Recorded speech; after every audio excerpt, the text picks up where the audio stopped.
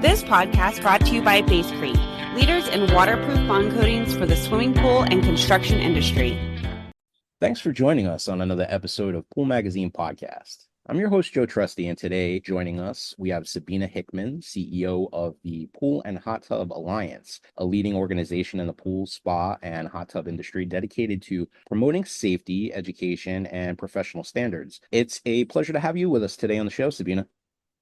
Well, thank you, Joe. It's awesome to connect with you. I usually see you at every trade show event with your beautiful publication, so really excited to be here.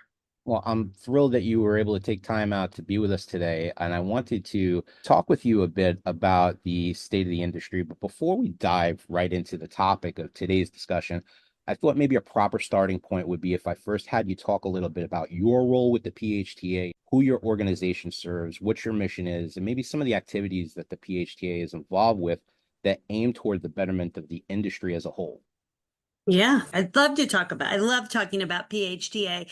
So I joined PHTA almost 5 years ago. I'm gonna hit my 5-year anniversary here next week in early September, once NSPF and APSP unified. So our organization is the only national trade association that represents the pool and hot tub industry.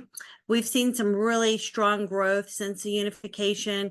We're sitting right under 4,000 corporate members, and that's about a 25% growth since the unification. So we pride ourselves on 3 core pillars: to educate, advocate, and elevate for the industry. So some of our signature programs are obviously under education, what we do with Genesis, training for builders, designers, and engineers. We've expanded that educational program and created pathways so that folks can get different levels of certification from CBP all the way up to Master CBP. So we kind of blended the program from Genesis and what APSP used to do, and we're seeing great traction in that. We educate close to 800 professionals a year, which is really exciting. And we have the ability to do that because we also do virtual courses. Our courses are 2 to 3 days long, and we do those virtually, and we also do them on demand.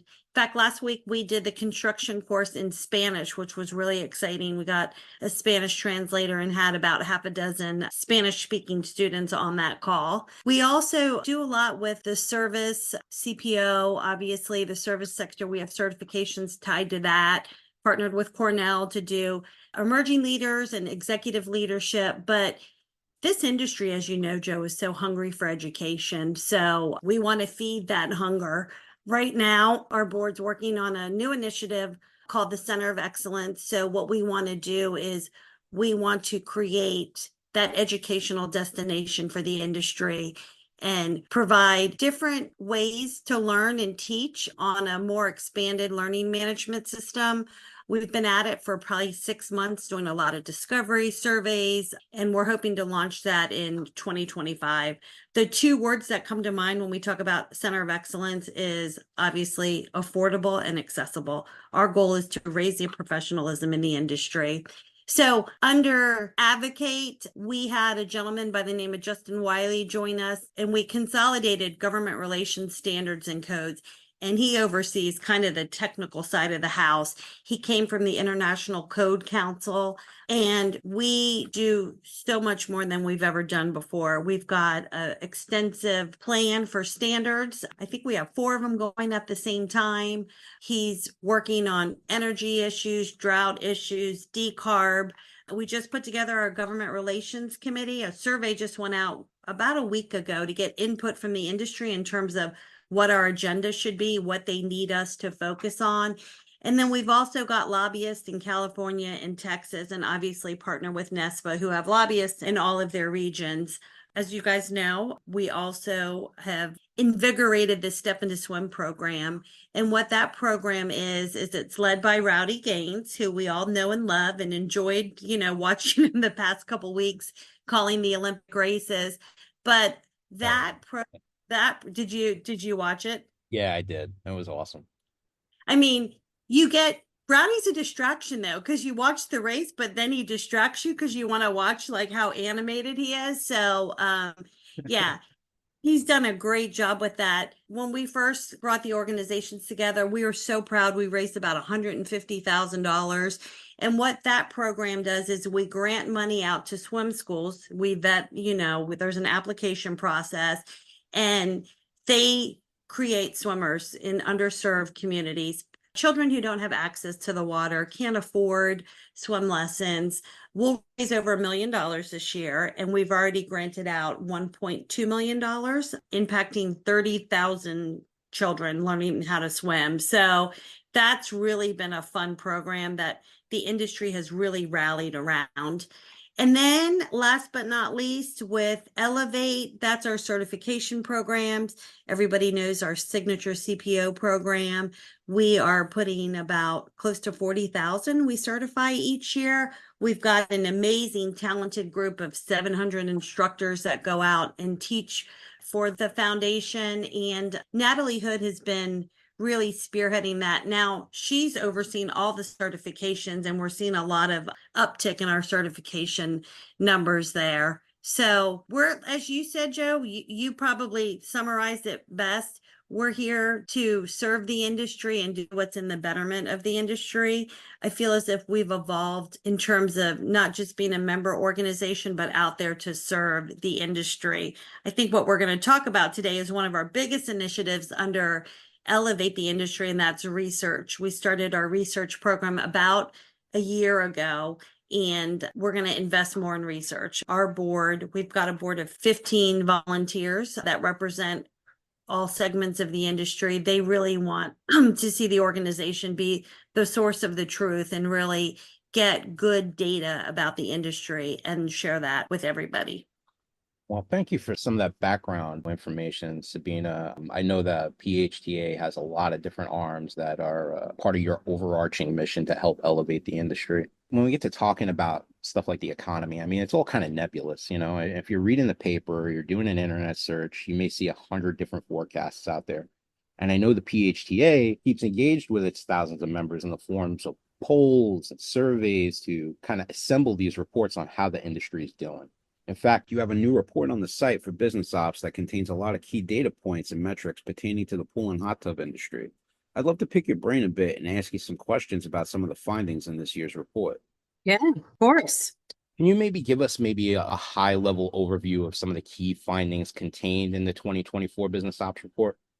Yeah, sure. Happy to. So this is our second edition of the business operations report. We fielded that this year in February and kept it open through April. And this year we had nearly 500 respondents. Last year the first year we did it, we had about 186, but we had 500 respondents. And what we do when we do it is we want to ensure that we have even distribution across the country so we can draw conclusions regionally in terms of how the industry is performing. We break the responses down by the segments: builders, designers, remodelers, service maintenance and repair, and also the retailers. What we're seeing in this year's report, there's also a webinar, I believe, that we have posted on our website as well. We work with an outside firm called Industry Insights, which ensures that all the data is confidential. We never see who's filling out what. So there's a webinar on there that gives an overview. So if anyone's interested, go visit our website and you can hear firsthand about it. But in the 2024 report, we definitely saw a growth this year for the service sector. What we conclude from that is all the new pools that were built during the pandemic, maybe homeowners tried to service it themselves because, there was still some shutdowns, but people are returning to work now full time. They're actually seeing that they don't have the time to maintain their pools. So they're turning to service pros to open their pools, maintain the pools, close their pools as needed. We are expecting, as we're out of the pandemic, that bubble has popped and sales will probably return to normal pre-pandemic levels. So we're seeing some slight reductions in pool build.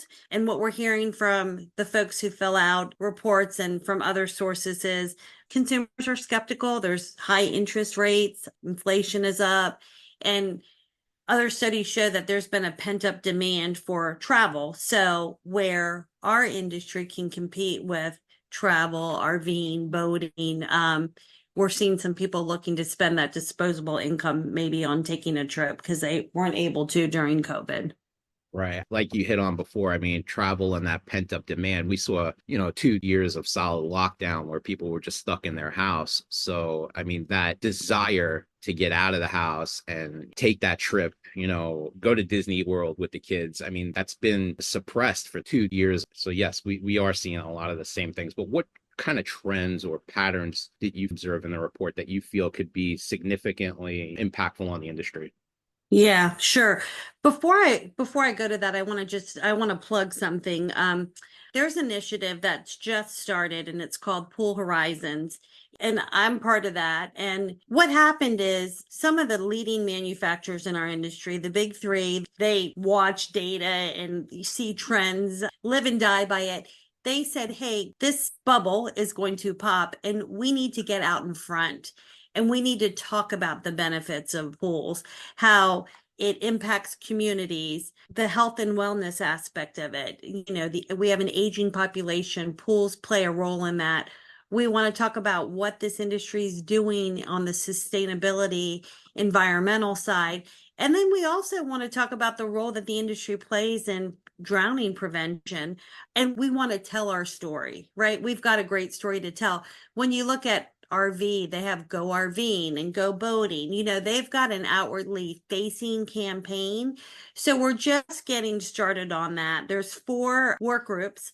I am tied to the drowning prevention, but they're all working to come up with case stories, talking points. They want to start being more coordinated in terms of the benefits of pools.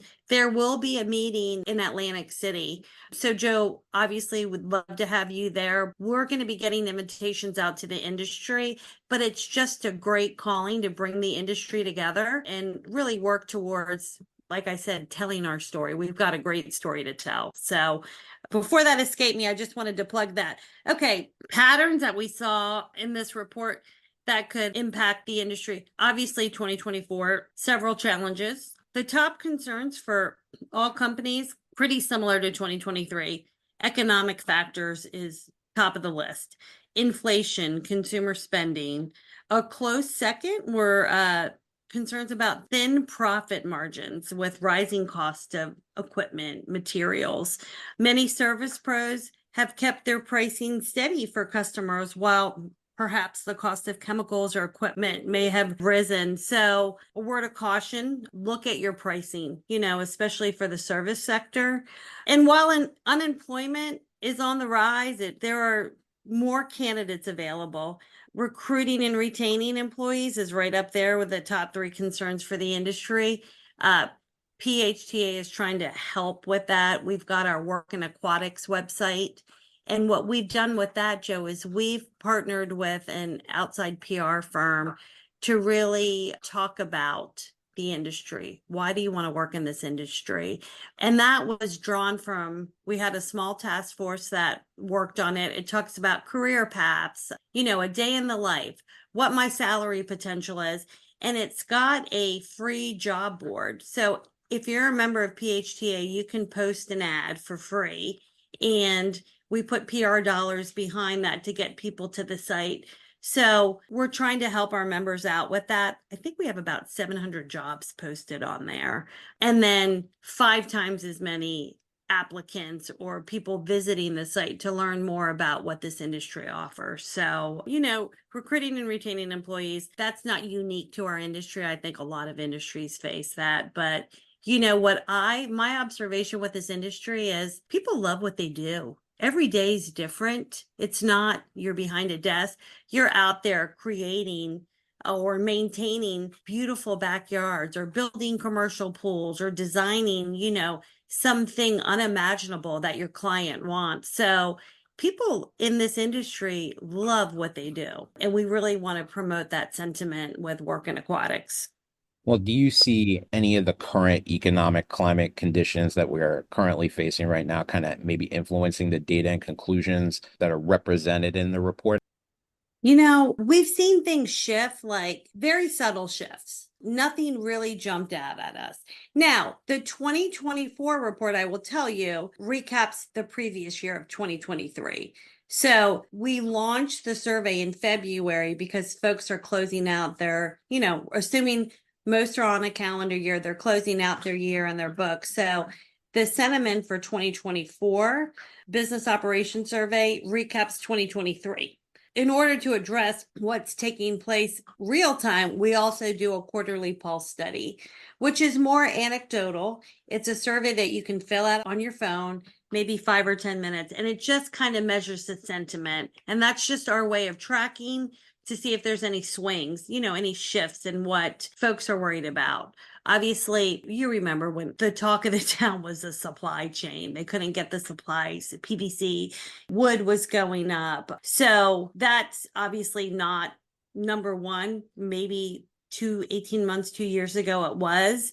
But we also have deployed a quarterly pulse study that we send out every quarter to the industry to just get a pulse check on how they're feeling. Thanks for that, Sabeena. And sure, I understand that the reporting cycle covers what happened the previous year, but can you maybe explain how the findings in this most recent report might influence pool companies and their strategic thinking moving forward? Yeah, so if you participate in the survey, which I highly recommend, we selected industry insights because what you can do is once you've inputted your information, you can actually go into this portal and benchmark your company against other companies in the region, nationwide, how you're doing, and you can drill down as deep as you can. There are some people like your old company with Premier who are so comfortable with research, right? They can analyze it, they can make business decisions. We also have some folks that have said, hey, listen, I filled out the survey. Now what do I do? So we're setting them up with industry insights to help them figure out how to use that as a business tool, right? So I think for a lot of them, we've got, like I said, we had 500 people fill it out. I think we're seeing them really go in and using it to kind of benchmark their companies to see how they're performing. And then from there, I'm assuming meeting internally with their management team to see where they should be making adjustments, and then that's also like the power of trade association. It also enables you to talk to peers that may be in a different market or, you don't directly compete with and get some insight from them on what they're doing. At this year's expo on Wednesday, we're going to do like a general session, and we're going to have the CEO of Industry Insights. He's going to share some of the latest information from our studies. And then we're going to have a panel of members that participate in the survey, kind of talk about what they're doing. I'll moderate that. So I think it's going to be very insightful. I'll tell you, for instance, I talked to Charlie Claffey with Claffey Pools, who's on my board, and I say, how's it going? And he's like, oh, we got hit with rain the first quarter of the year, so we have a lot of making up to do. What adjustments did you make? So I think it's going to be a really interesting session. What we want to do too is we want to teach our members how to use that data to make better business decisions. So I think there's kind of a range of companies that use data and make business decisions off of that. But I think it's going to be really exciting to see. We're hopeful that the numbers will grow. We're seeing more activity in the portal. I know our manufacturers and distributors like the access to the portal to kind of see what's going on. So it's been a really fun initiative to see take off. And again, we launched our first one last April. So, we're a year and a couple months into it. So how do you anticipate the report's insights are going to kind of influence future industry trends? We feel as if the industry is elevating as a result. Our response rate continues to climb from quarter to quarter, and with the business operations survey. So it tells us that people are getting more engaged. Our purpose here at PHTA is to elevate the industry, and that's why we're giving free access to the data. Those who participate get free access. So like I said, if you take the time to answer the survey questions, we give them all the data in return.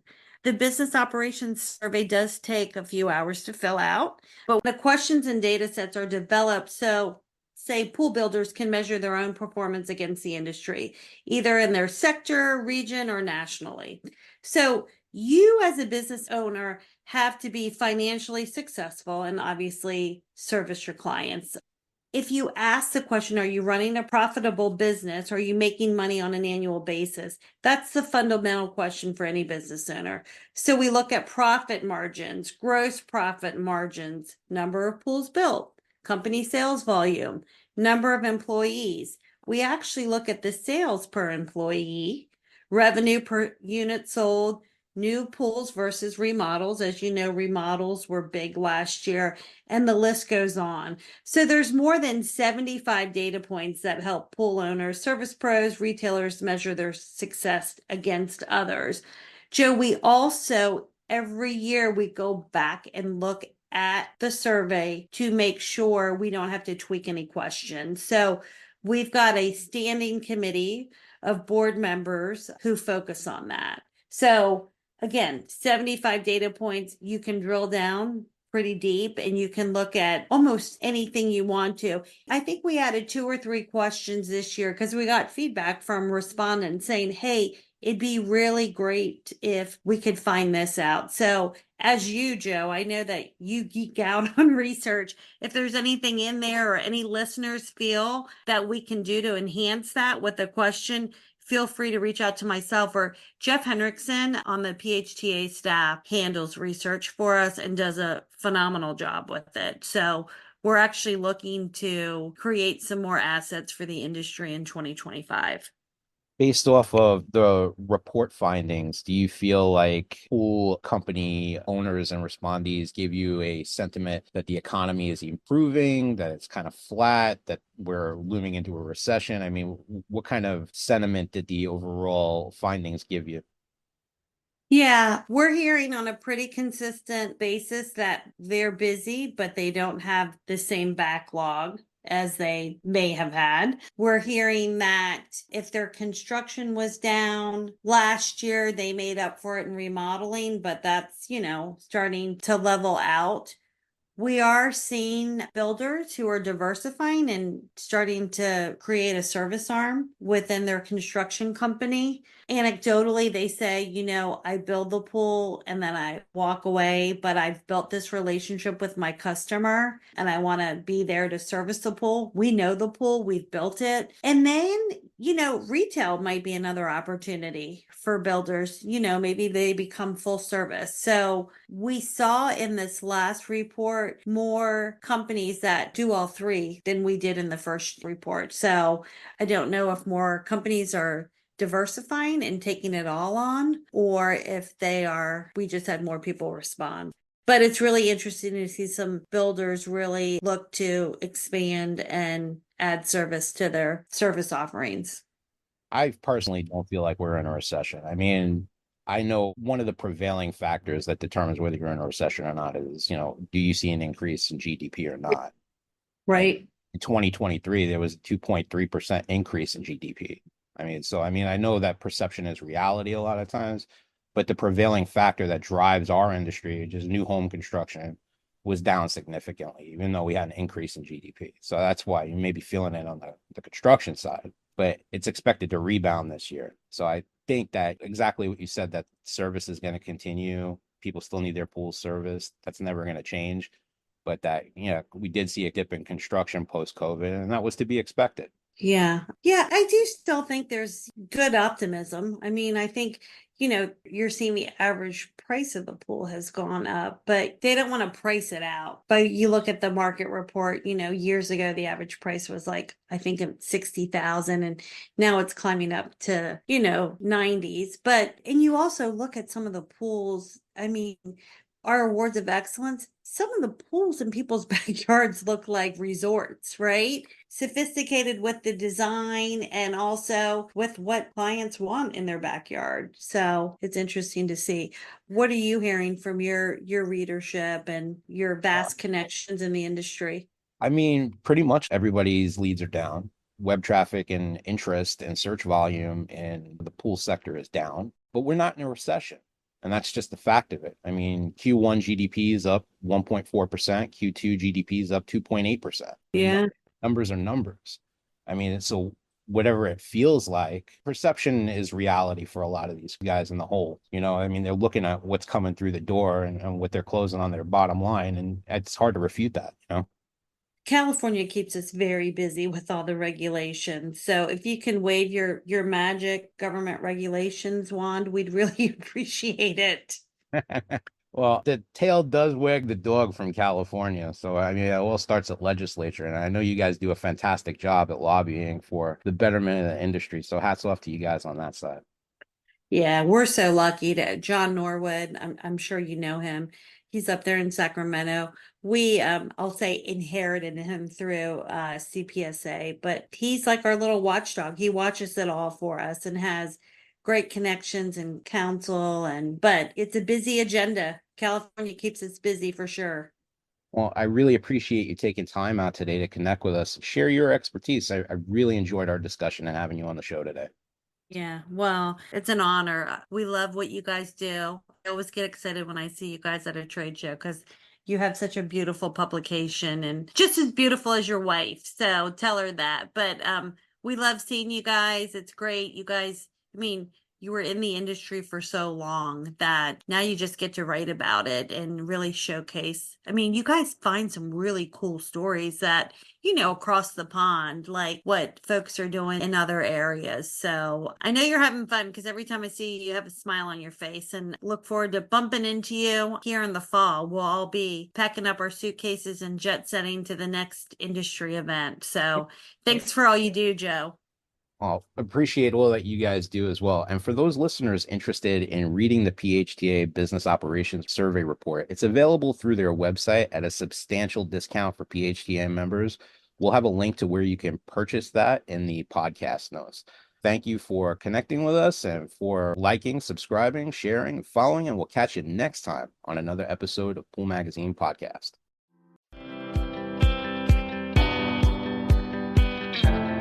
This podcast brought to you by Basecrete, leaders in waterproof bond coatings for the swimming pool and construction industry.